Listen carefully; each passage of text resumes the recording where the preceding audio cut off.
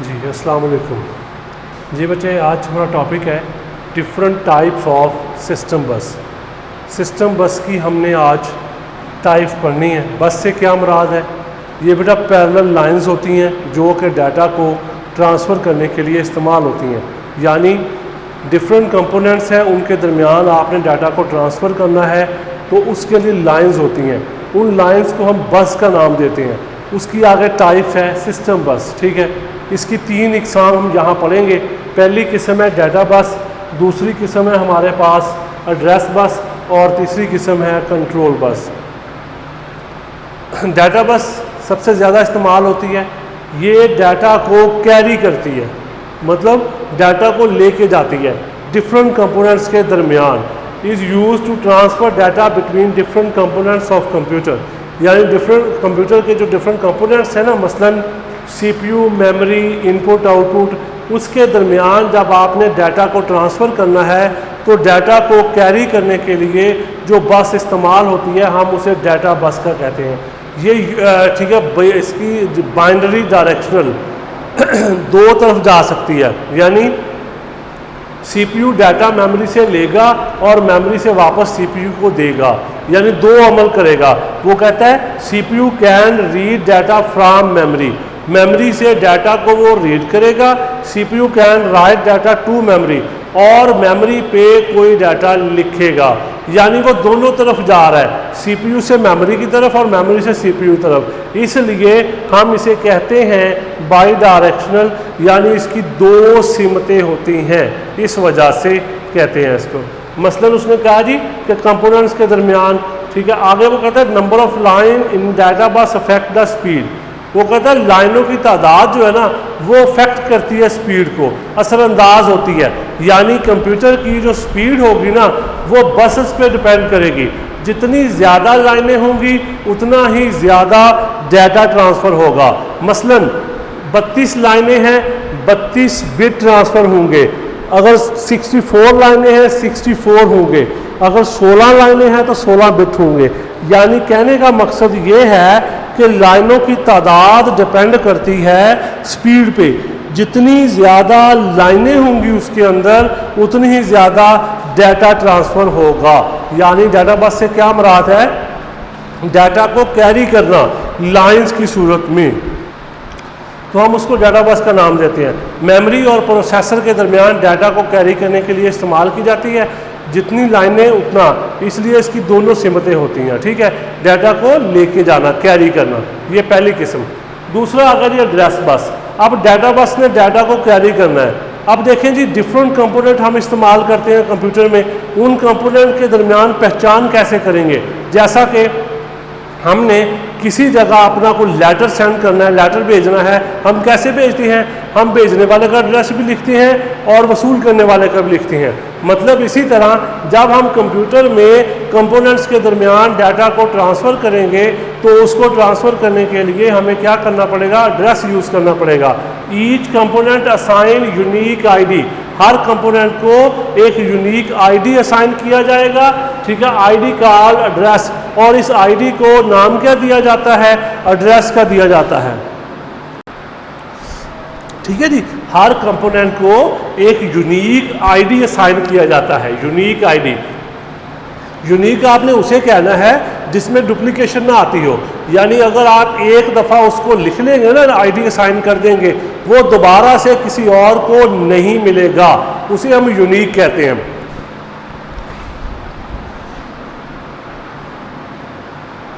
ठीक है जी, unique ID ये हम हर कंपोनेंट को एक असाइन कर देंगे। वो कहता है if anyone communicate one another using ID। यानी अगर किसी ने भी एक दूसरे से रब्ता करना है ना, उस ID के ज़रिए करना है। मैंने अभी आपको मिसाल दी है आम जिंदगी की। हमने लेटर पोस्ट करना है, लेटर पोस्ट करने के लिए हमारे पास क्या होना चाहिए? एड्रेस होना चाहिए। एड्रेस के बगैर हम ठीक है लेटर पोस्ट नहीं कर सकते। इसी तरह वो कहता है कि जहाँ भी हमने जब भी कम्युनिकेशन करनी है, रब्ता करना है, तो हमारे पास उस ID का होना ज़रूरी है, अदरवाइज़ हम रब्ता नहीं कर सकते। मसलन प्रोसेसर टू मेमोरी। आगे वो कहता है number of line determine amount of memory can be addressed. यानी जो लाइनों की तादाद होती है ना, ठीक है, तो वो बताती है कि कितना एड्रेस आप कर सकते हैं डाटा। ठीक है जी। अगर मसलन 64 लाइन्स हैं या 32 हैं, वो बताएंगी कि कितना डाटा जो है वो एड्रेस किया जा सकता है।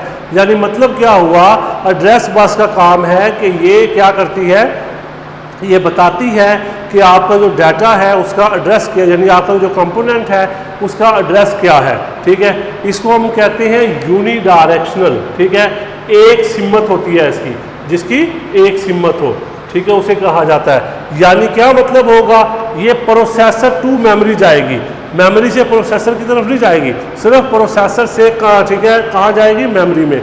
यानी इसका काम है सिर्फ एड्रेस असाइन करना, इसके अलावा इसके जुमा और कोई काम नहीं होता। ठीक है जी, ये एड्रेस बस है। तीसरी टाइप आ गई हमारे पास कंट्रोल बस। नाम से जाहिर हो रहा है इसने क्या करना है, इसने सारे काम को कंट्रोल करना है, यानी जो भी अमल हो रहा है उस सारे की जो कंट्रोलिंग होगी वो सारा कंट्रोल बस करेगी। ठीक है जी, ये क्या करता है, ये transmit different commands or control signal, मतलब जो भी काम होगा, मसलन जी आपने डाटा रीड करना है, आपने राइट करना है, आपने कोई डिवाइस हासिल करनी है या आपने डिवाइस को छोड़नी है, यानी किसी भी किस्म का काम है तो आपने क्या करना है, किसको इस्तेमाल करना है, कंट्रोल बस को इस्तेमाल करना है। वो कहता है transmit different commands or control signals, यानी कंट्रोल सिग्नल इस्तेमाल किए जाते हैं इसके लिए। जैसा कि suppose CPU want read data from memory, CPU जो है वो डाटा को रीड करना चाहता है मेमोरी से, तो उसने कौन सी कमांड जारी करनी है, मेमोरी रीड कमांड जारी करनी है। ठीक है, ये कंट्रोल बस की जिम्मेदारी है, कंट्रोल बस बताएगी कौन सी कमांड जारी करनी है। कंट्रोल बस इस्तेमाल करती है acknowledgement signal, ACKS, acknowledgement signal कहते हैं। एक्नॉलेजमेंट सिग्नल क्या है, ये दो चीज़ें डिफाइन करता है। देखिए, जब आपका काम सक्सेसफुली पूरा हो जाएगा तो इसने बताना है कि जी भेजने वाले को कि आपका काम पूरा, जैसा कि आप TCS करते हैं, TCS करने के बाद जब अगला पर्सन आपका डाटा वसूल कर लेता है तो आपको एक मैसेज आ जाता है मोबाइल फ़ोन पे, आपको पता चल जाता है कि जी इस पर्सन ने इस टाइम पे उसको वसूल किया है। ये चीज़ आप कह सकते हैं कि हम इसको क्या कह देंगे, एक्नॉलेजमेंट सिग्नल कह देंगे। इसमें दो चीज़ें परफॉर्म की जाती हैं। ठीक है, एक होता है टाइमिंग इंफॉर्मेशन, दूसरा होता है कमांड सिग्नल।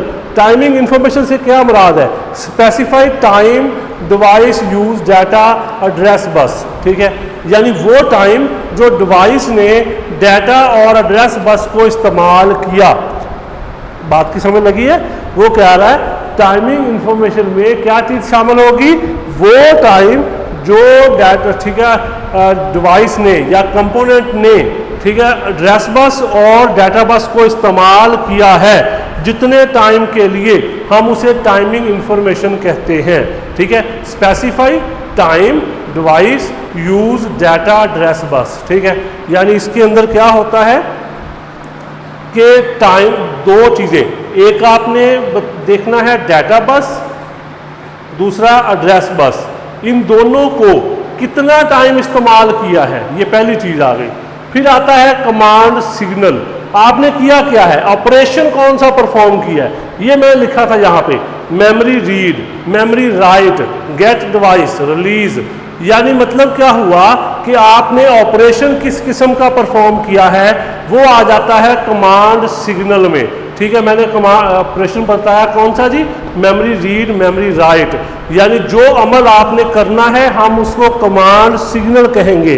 कमांड सिग्नल के बारे में जब आप बताएंगे, ठीक है, वो भी, ठीक है, ये एक्नॉलेजमेंट सिग्नल में आता है। यानी मतलब क्या हुआ कि कंट्रोल बस की जिम्मेदारी ये है कि उसने बताना है कि डाटा आपका सक्सेसफुली ट्रांसफ़र हो चुका है, और फिर वो आपको दो चीज़ें बताएगा, टाइमिंग इंफॉर्मेशन, यानी डाटा बस और एड्रेस बस को आपने उस डिवाइस ने कितनी देर इस्तेमाल किया, और साथ में बताएगा कि ऑपरेशन कौन सा परफॉर्म किया। ठीक है, मसलन रीड किया, राइट किया, गेट, रिलीज, क्या काम किया, वो कमांड सिग्नल में आता है। ये दो चीज़ें किस में आती हैं, एक्नॉलेजमेंट सिग्नल में आती हैं। ACKS कहते हैं इसको हम लोग। ठीक है, एक्नॉलेजमेंट सिग्नल। ठीक है जी, ये 3 किस्म की बसेज हैं जी, जो कि सिस्टम बस की टाइप्स हैं। ठीक है, वेरी इंपॉर्टेंट क्वेश्चन है, अच्छे से रिवाइज करिएगा।